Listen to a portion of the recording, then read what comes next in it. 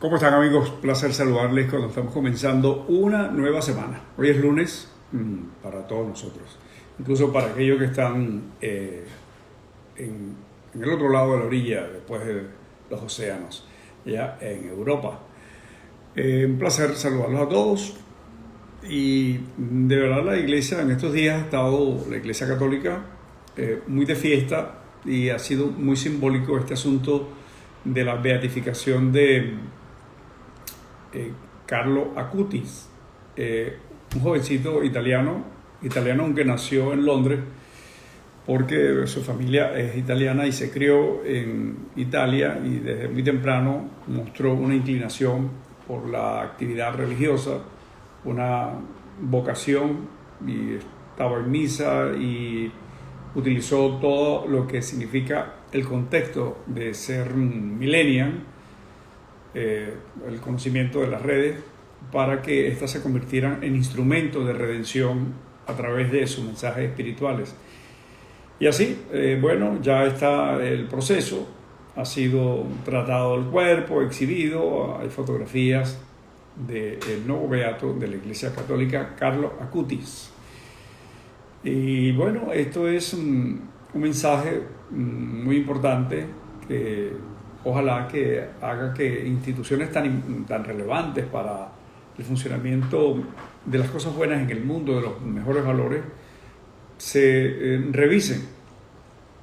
El mundo está cambiando constantemente, indistintamente a nosotros, uno u otro, no nos guste lo que está pasando. Usted puede estar o no de acuerdo con las redes, o con algunos lenguajes, o con cierto tipo de música, por ejemplo, para hacer un englobamiento de carácter cultural. Pero está allí y tiene muchos aplaudidores, y tiene, incluso en el caso de la música, vamos a hablar, por ejemplo, de esta música que se llama urbana, donde está el reggaetón, el trap, el rap, el no sé qué cosa, que no es mi especialidad todo ese tema. Pero está allí, y las empresas que no aceptaron que esto era una realidad, pues desaparecieron o están minimizadas.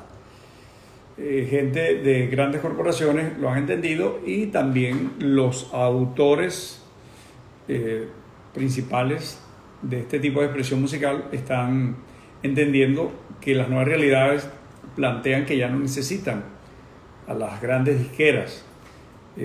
Recuerdo aquella Capitol Records, después vinieron Sony, Warner, todas estas cosas que son enormes corporaciones de las que dependía un artista para que los contrataran, para que lo firmaran, y luego entonces venía el proceso mediante el cual se hacían lanzamientos, se metía toda una serie de recursos para entrar en ese entramado que significaba convertirse en artistas reconocidos, en artistas que vendieran discos.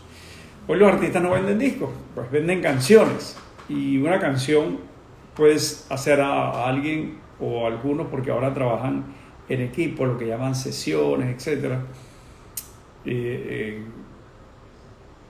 En Millonarios, un ejemplo clásico es la canción conocida como Despacito, que sacó del archivo a una figura absolutamente olvidada por allí, sin mayor relumbre, como Fonsi, y bueno, se convirtió entonces como parte de un equipo en una canción exitosa, y eso significa tener ingresos que seguramente aún los tienen, porque van funcionando en base a nuevas realidades. Ya no es la disquera, ¿cuántos discos vendiste? Te dan el disco de no sé qué, el platino, el de oro, el de diamante, y te dan, por supuesto, unas regalías por discos vendidos, y viene entonces toda la sociedad de intérpretes, de los derechos de autor, todas estas cosas. Esto aún persiste bajo seguramente algunas formas diferentes, como yo los conocí y ustedes, pero están allí. La gente le gusta pues la música, a nosotros no nos gustará, pero esa es una realidad y está funcionando. Hoy la gente, artistas muy consagrados, supongamos un gran vendedor en la música hispana como Julio Iglesias, pues ya no, indistintamente si lo pusiéramos a 30 años y lo trasladáramos para acá, ya no significaría gran cosa. O Alejandro Fernández o Luis Miguel, ya no venden como antes. Se vendían discos y eran grandes estrellas para los shows. Seguramente siguen estando allí como figuras que pertenecen a muchos años y se siguen reciclando, que si Leodán, el Puma, etcétera, porque queda una nostalgia, un público de los años 60, 70, que fueron los grandes aplaudidores, los fanáticos de esos artistas. Hoy las cosas cambiaron. Entonces tienes tipos que crean una enorme controversia por las letras de las canciones. Realmente son muchas veces agresiones al lenguaje, agresiones a los valores, pero están allí, y lo que hay que corregir no es que esas canciones si existen o no, sino mejorar. Entonces es el gran reto de la sociedad del mundo, al receptor, al público. Si al público le gusta comer hamburguesa, bueno, vas a prohibir que vendan hamburguesas. Vamos a decirle a la gente lo que significa comer hamburguesa para su salud, etc. Eso es el tema. Yo creo que son los grandes asuntos que hay que cambiar. Y así funcionan muchas cosas en la vida de la humanidad. Así estamos hoy viendo cómo hay cambios que se están realizando en relación a lo que ha vivido el mundo en los últimos meses, relacionado con esa marca tóxica que nunca olvidaremos, seguramente como ocurrió hace cientos de años con la gripe española. Bueno, para nuestra generación y seguramente las próximas, quedará como un ingratísimo recuerdo, ojalá sea eso, un recuerdo, el COVID-19. Cambia muchísimas cosas y siguen cambiando.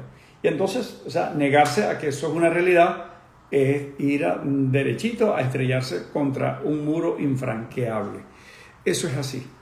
Por ejemplo, se está diciendo que las grandes corporaciones estarían dejando de usar unos 90 mil millones de metros cuadrados, no sé cuántos, se trata de cifras asombrosas, la suma del mundo de grandes corporaciones que utilizan edificios enteros, son metros cuadrados de oficina, y que ya no van a estar más a disposición de las empresas. ¿Y qué va a pasar con esos grandes edificios de oficina? Bueno, entonces va a depender de la gente que está allí. Vendrán seguramente quienes los ejecuten porque no pueden pagar las hipotecas o porque no pueden pagar los impuestos, y entonces se reconvierten. Esos edificios no van a desaparecer ni la sociedad se va a extinguir. Habrá una renovación. Vendrán innovadores, vendrán nuevos enfoques, nuevos actores, para entonces incorporarse con las nuevas realidades, con soluciones que se adapten a ello.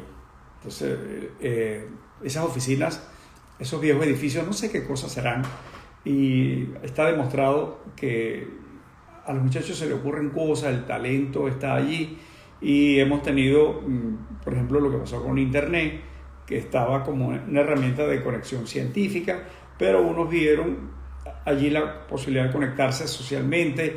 Cuando eso se produce, otros vieron que había una necesidad de que eso se masificara, y surgió entonces el fenómeno de las redes sociales. Entonces crearon Facebook, crearon Twitter, Google aparece como parte de esa necesidad para procesar la navegación. Realmente es importante. Antes estuvieron por allí Bill Gates para crear software, es decir, el lenguaje que permitiera que las máquinas pudieran interpretar códigos alfanuméricos o qué sé yo, los especialistas sabrán, y entonces información convertida en esos mecanismos de codificación para unas máquinas que fueron luego creando muchas memorias para almacenar información, que antes requería un edificio lleno de máquinas para que allí estuviese la información, por ejemplo, del sistema eléctrico de Maracaibo, de Miami, de donde sea, toda la información de los usuarios, lo administrativo. Ya simplemente un ejecutivo tiene un pendrive y ahí tiene 20, 30, 50 gigas, y ahí está toda la información que requiere, y entonces viaja con ese pendrive y con su teléfono inteligente y va a dar una conferencia o a rendir cuentas o a todas las reuniones que tienen que ver con su negocio, su trabajo. Así están las cosas. Entonces, han venido dándose señales, pero nos negamos a entender que eso forma parte de un reajuste del mundo. En estos días, con motivo de justamente de la disminución de esa presencia de la gente en el uso de los aviones, de los barcos para navegar con cruceros u otros, en fin, la paralización del mundo, pues seguramente el ambiente nos tiene buenas noticias. Eso significa que ese impacto que ha significado una preocupación del mundo, y ahí se han creado los bloques de los países comprometidos con el cambio climático, al cual Trump lo hizo salir a Estados Unidos hace poco y ya no forma parte de ese grupo de países, pero ciertamente el deshielo de los glaciares, el calentamiento global tiene que ser una preocupación, porque es como si no nos importara que en la casa hayan goteras, que en la casa empiecen a aparecer una serie de alimañas, cucarachas, ratones, y eso, bueno, no nos llama la atención. Nuestra casa grande es el mundo, es el todo, donde tenemos una capa que nos cubre y que nos protege de rayos que son pues mortales, los UV, cuántas cosas hay que vienen, y la atmósfera se encarga de detenerlos o filtrarlos. Y por el contrario, hay un elemento que se llama oxígeno, que es el que permite que haya vida, al lado de lo que viene después, el agua y el desarrollo pues, de los elementos que están en cadena unidos a la expresión de la vida en forma vegetal, animal, humana. Así son las cosas. Entonces, estos asuntos, pues nos negamos a aceptarlos. Para países productores de petróleo, pues resultará que tendremos que aceptar que el petróleo va a dejar de ser aquella cosa como la que significó ponerse un tipo como Chávez en una posición altanera, de desafío. Tenemos petróleo hasta no sé cuántos siglos. Ese petróleo lo vamos a poner porque nos da la gana $200 y somos los dueños de cuanto aquí se nos ocurra. Entonces vamos a comprar a ese señor que gobierna en la islita esta, las Granadinas o San Andrés, o vamos a darle unos sanguchitos al nicaragüense, vamos a entregarle nuestro país y ahí negociamos con los cubanos, vamos a darle a indiecito boliviano para que gane todas las elecciones, porque vamos a tener dinero de sobra, porque somos país con todas las reservas, etcétera. Sí, y es probable que allí hayan estado en lo correcto. Venezuela tiene enormes reservas, sobre todo en este caso de reservas que están en la faja llamada del Orinoco, en su momento llamada bituminosa, pero son petróleos pesados que necesitan utilizar alianzas como la inyección de vapor, de aire o de petróleos ligeros que hay que comprar. En fin, el mundo del desarrollo tecnológico irá descubriendo, en la medida en que ese producto sea atractivo para el mercado, descubriendo cosas que justifiquen que se hagan inversiones para sacarlo de donde está y convertirlo en mercancía transable. Mientras esté allí, en los lechos, en esos lugares donde lo desarrolló la naturaleza, no tienen valor. No tienen valor, no tienen ningún valor. No podemos entonces ponerlo eso como parte del tesoro nacional, como parte de las fortalezas financieras o económicas de Venezuela. Eso es mentira.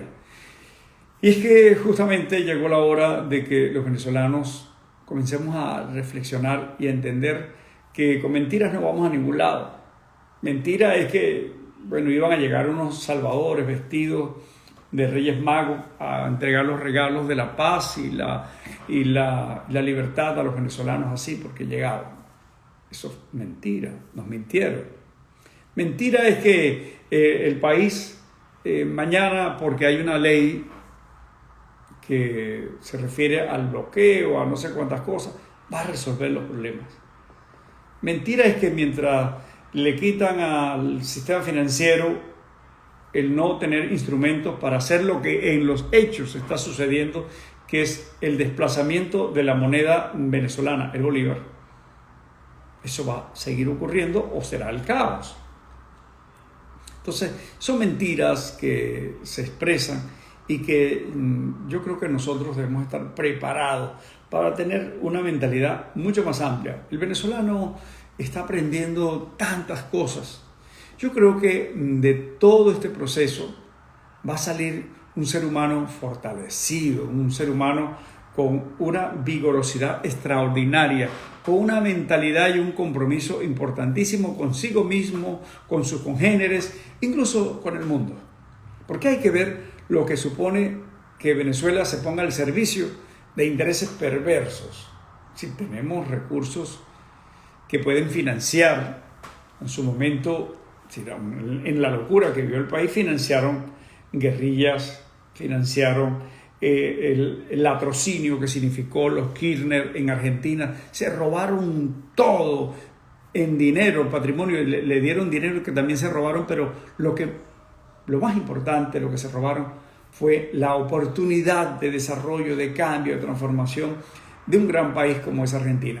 Y lo mismo se replicó en Bolivia, que quizás sea donde menos, pero Ecuador, con este asaltante, el señor Correa, Nicaragua, con un verdadero verdugo, un criminal, y así, ese poco de pequeños países que hoy tienen autonomía, pero no son más que un pequeño barrio poblacionalmente como de Venezuela. Tienen 50.000 habitantes, un poquito más, un poquito menos, pero son países que tienen un voto en la ONU igualito que el voto de cualquier país grande. Entonces era importante tenerlo del lado y le dieron dinero que por supuesto engordaron el patrimonio de los dirigentes de esos países. Realmente la historia es desastrosa y lo importante es no lo que pasó, que sí tiene un peso determinante, es cuánto estemos dispuestos a hacer ahora los venezolanos, cuánto esté dispuesto a hacer el mundo sin mentiras, sin seguirle hablando acerca de aquellos milagros, etcétera, etcétera. Ahí está pasando. Y ahí escribe un amigo de Maracaibo, Juan Diego Wanger, que tiene 3 días intentando echar gasolina. Ustedes saben el atraso que eso representa. Ustedes saben el desgaste que eso supone. Ustedes saben el enorme daño que le hace a un ser humano, a un colectivo, a la familia, al negocio que no es atendido porque Juan tiene 3 días. Y como Juan, mucha gente que está en las colas, gente que se agota, que le da un infarto, que se pelean en las colas porque va llegando un momento donde se pierde el control y han asesinado ciudadanos porque reclaman y han llegado los ciudadanos a golpear a militares. Que hubo un militar que lo golpearon, pero los militares han golpeado y asesinado desde hace rato a muchos ciudadanos de una manera infame. Y yo no estoy justificando que se agreda ni a militares ni a nada, porque nosotros tenemos que entender que somos venezolanos, que todos necesitamos entender el papel que podemos y debemos jugar para salir de esta tragedia. Es que nos corresponde a todos. No podemos seguir esperando, bueno, ¿cuándo nos vamos a vengar? Bueno, es que ese no lo voy a perdonar. Aquí no está nadie en condiciones de perdonar ni no a nadie. Aquí estamos, lo único que tenemos al alcance es la posibilidad de unirnos, ponernos de acuerdo, sacar adelante una solución para Venezuela y luego vendrán, por supuesto, todo lo que tiene que ver con la evaluación de quién hizo, qué hizo, cuánto malo fue lo que hizo, para que, bueno, pasarán a que alguien, cuando haya Estado de Derecho, sea revisado. Pero no nos corresponde a nosotros. Creo que lo fundamental, lo urgente, lo de hoy, es ponernos de acuerdo y sin mirar detalles. No importa quién sea. Si la otra persona, por muy mal que que le caiga por los errores, porque fue de uno u otro partido, si hoy está contribuyendo a buscar una solución, ese es un aliado. Y ese tiene que participar. No estamos en condiciones, no, estos sí y estos no. ¿Hasta cuándo? Pero son más de 20 años. Y la verdad verdadera es que hay un grupo muy pequeño en relación al resto del país que tiene el control. El control, porque pueden decidir que cuando usted dice algo o hace algo, va preso. Que cuando usted tiene un comportamiento que no le gusta, pues lo mandan a matar. Es decir, esa es la verdad. Tienen el control. Deciden quién sale o no del país, quién tiene o no tiene pasaporte. Hay un caso de tantos seguramente como Álvarez Paz. No tiene pasaporte. Ese señor no ha podido ver más a sus nietos que están fuera del país. Un periodista muy respetable, por lo menos para mí, Nelson Bocaranda, no puede salir. Tiene anulado su pasaporte. O sea, eso para hablar de pequeños detalles, porque hay mayores, más profundos, que tienen que ver con la vida de la gente que se extingue, que desaparece porque no consigue un tratamiento oportuno. Hace unos meses se murió un señor que hacía con nosotros en Global TV un programa de humor, Milquita. Bueno, murió porque no tuvo donde hacerse la diálisis. Y él representa a muchos, porque el que tenga que dializarse no puede vivir en Venezuela. ¿Y hasta cuándo vamos a aguantar eso? Pero no es para volverse loco y darse golpes contra una pared. Es que hay que razonar y preguntarnos qué está en nuestras manos hacer. Y sin utopías.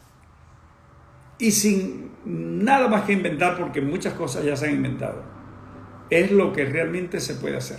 Bueno, un saludo, placer que hayamos compartido un rato esta conversación. Mañana están invitados para que continuemos. Ojalá que podamos aportar para la reflexión, para meditar frente a esto.